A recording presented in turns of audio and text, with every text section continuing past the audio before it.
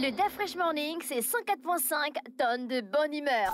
Tous les matins sur Urban FM. La meilleure radio de la capitale. La meilleure radio de la capitale.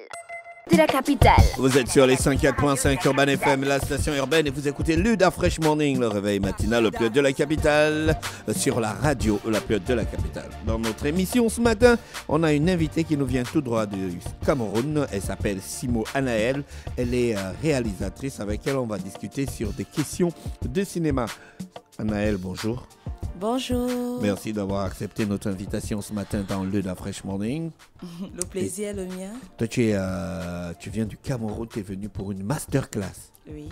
Au Gabon, c'est la première fois que tu viens au Gabon? Oui, c'est ma première fois. Ah, d'accord. Comment tu as trouvé le pays? Waouh. Je risque calé. Comment tu es calé? Oh. Tu es calé. Elle est venue, elle est déjà calée. René, tu ne parles plus un peu. Si. C'est ça qu'elle est calée en fait. J'ai regardé sa page Facebook. Ah, d'accord. Ok. Comment c'est cool, hein? Oui, c'est cool. Elle publie beaucoup, notamment par rapport à son travail. Donc les extraits de tournage comme Le Petit Sam, Alerte, La Nouvelle Épouse. Et j'ai vu que dernièrement, elle a travaillé sur un projet qui s'appelle Mon Passé, qui a remporté la Pépinière d'or en mars. C'est quoi la Pépinière d'or? Bon, c'est un peu comme le meilleur trophée, donc l'extrême, quoi. Parce que nous avons, quand tu comprends or, c'est le maximum, le paroxysme. Donc, quand on vous donne la pépinière d'or, ça veut dire que votre film est le meilleur. Donc, toi, tu as commencé dans le cinéma à quel âge? Je crois que j'avais 18 ans. Tu as commencé à faire avec ton téléphone? Non, pas du tout. Je suivais juste les gens qui avaient déjà les caméras parce qu'à cette époque-là, je n'avais pas encore accès au téléphone parce qu'avec les parents, vraiment, c'était pas évident. J'étais juste en train de suivre des gens, des grands du cinéma. Parce que j'ai commencé comment ça, comme toi, tu as actrice. 18 ans, tu arrives déjà à être dans les cercles des grands du cinéma. Donc, tu Oui, étais une justement, petite turbulente, en fait. Non, pas du tout. Justement parce que, étant déjà à l'école, on faisait ce qu'on appelle les KMS. Et lors des KMS, on invitait des artistes. Et quand vous prestez et tout, si tu prestes bien, un artiste te demande, te remarque. J'ai commencé comme actrice avant d'aller dans la technique. Parce que quand je suis arrivée à l'université, j'ai décidé de me former en technique. Ah, d'accord, donc tu faisais d'abord les petits rôles. Voilà. On t'a remarqué. Oui. Et puis tu t'es dit que bon, mieux vaut être à la technique que de faire des petits rôles. Parce que j'étais passionnée de la caméra, au fait. Tu as commencé avec quelle caméra? La Mark III. De Canon, hein? Ouais. Ah, super, c'est cool ça. Et puis au fur et à mesure, tu as décidé de te perfectionner. Justement, à quel moment on t'a appelé pour te dire que viens travailler dans un tournage? Bon, généralement, au Cameroun, quand tu te formes, il y a des sections où tu arrives. Après la formation, vous faites le film de fin de formation. Donc voilà, d'abord mon premier pas. Et dès là, maintenant, on vous envoie dans des maisons de production comme stagiaire. Au fur et à mesure, après stagiaire, tu deviens 5e assistant réa. Au fur et à mesure, tu montes. Et là, tu travaillais déjà avec ton matériel ou bien avec... Non, pas encore. Même jusqu'à présent, je n'ai pas encore de matériel. Parce que je travaille toujours dans les boîtes des gens. Donc, au fait, c'est un peu... Est-ce que c'est bien de travailler avec les autres dans ce domaine? C'est profiter de leur expérience ou bien te sentir étouffé? Non. Moi, je suis en freelance. Ça veut donc dire quoi? Si une boîte a besoin de moi, ils m'appellent et on fait un contrat sur une durée et je travaille et après, basta.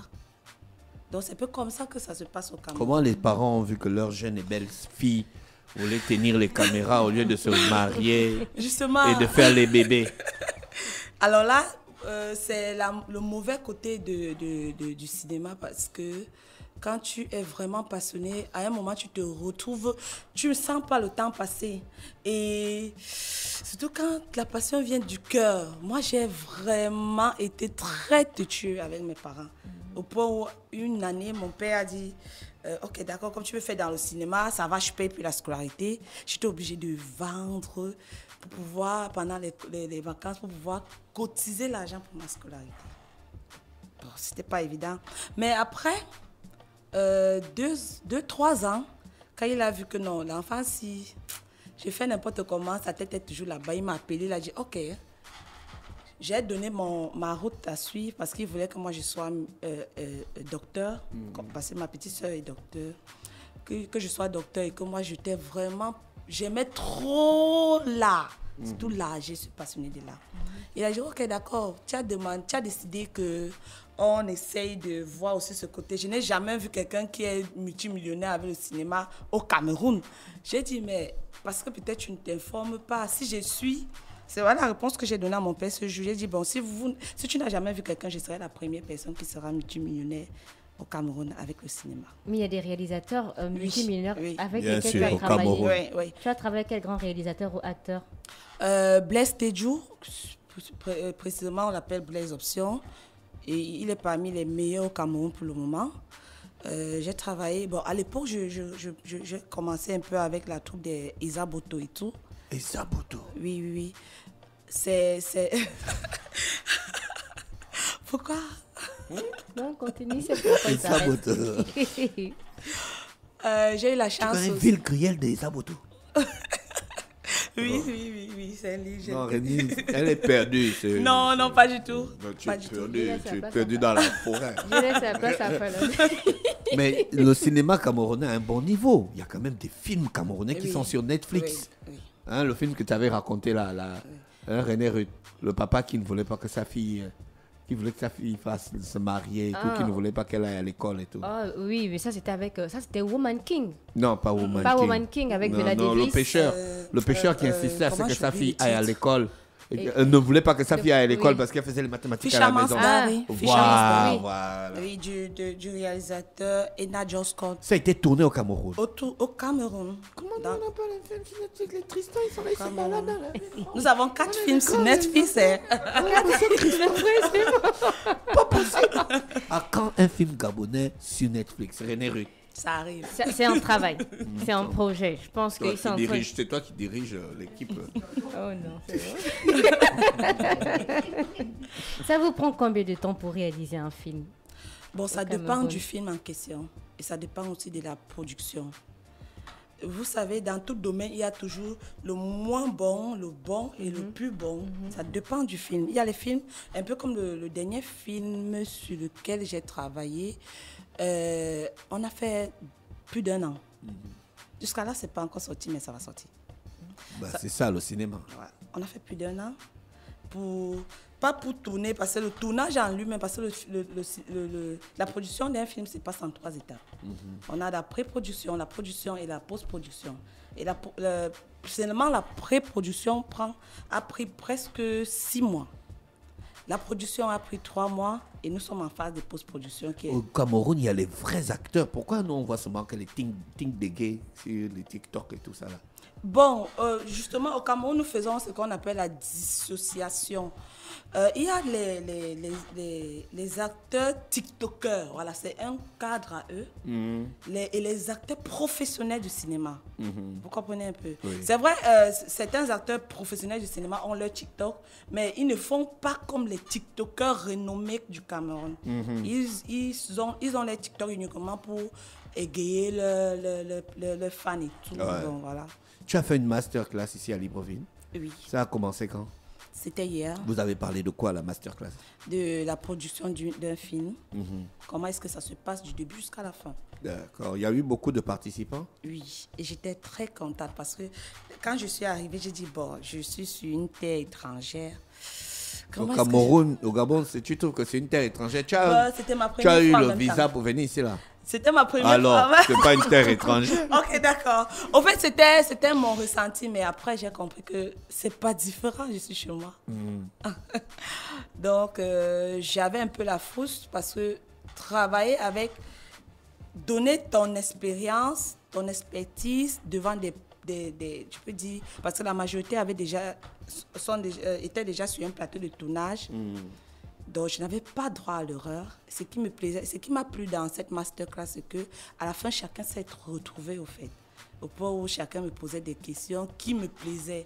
C'est quoi les questions qui te plaisaient? Un peu du genre, pourquoi il n'y a pas, vous avez des écoles de cinéma au Cameroun, ici il n'y a pas et tout. C'est ce qu'on m'a dit. Hein. Je sais pas. Donc c'est à toi de venir répondre à la question. Voilà la première. Et comment est-ce que ça se passe chez vous? Parce que c'est normal de savoir comment est-ce que la production d'un film se passe au Cameroun. Si est-ce que c'est un peu comme ici au Gabon, des petites questions comme ça. Comment est-ce qu'on fait pour pouvoir... parce que la majorité était du genre, j'ai un scénario, je vais faire comment pour produire. Oui. Bon, j'ai essayé de dégayer comme je peux, parce que... Comme tu peux, ou bien comme ça se doit. Comme ça se doit. Mais... Comme on dit toujours, nul n'a le monopole du savoir. Oui. Je peux dire quelque chose et quelqu'un d'autre vient augmenter son argument là-dessus. Voilà. Est-ce qu'à travers les questions des différents intervenants, tu as vu des points communs entre la réalisation au Cameroun et au Gabon? Oui, c'est un. Est-ce que tu as même déjà regardé les films gabonais depuis que tu es au Cameroun? Oui. Tu as regardé quel film? J'ai regardé hier. Non, pas du tout. J'ai regardé samedi. J'ai regardé samedi. J'ai regardé samedi. J'ai remarqué. Le samedi, c'est un petit film. Ah ouais? C'est une petite réalisation. Non. Bon, c'est pas un petit film. C'est pas un petit film. Je suis désolée. Tu as vu Aporo et puis Ikapi? Oui. J'ai vu mon Rambo là, celui qui veut montrer qu'il est trop fort, à la fin on le tape là.